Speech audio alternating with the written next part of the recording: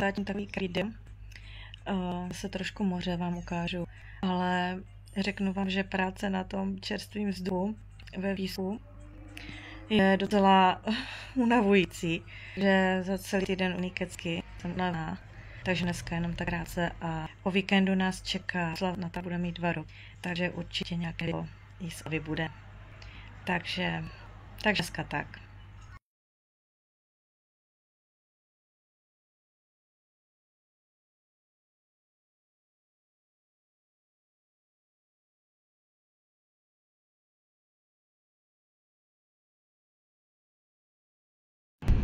Takže takhle nějak vypadá příchod na pláž. Tady jsou místa na kola.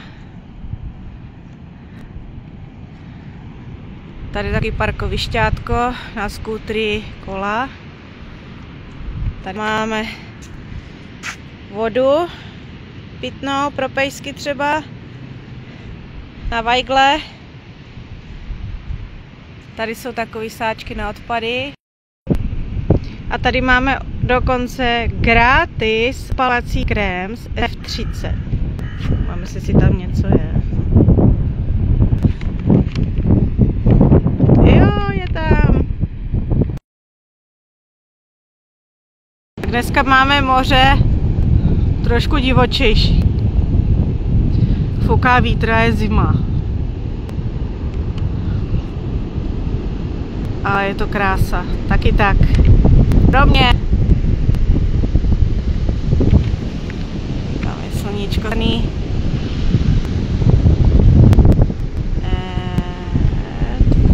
Let's go to work.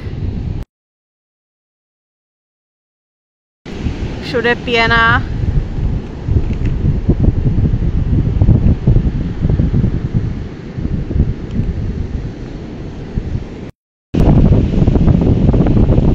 Nám vylízá sluníčko.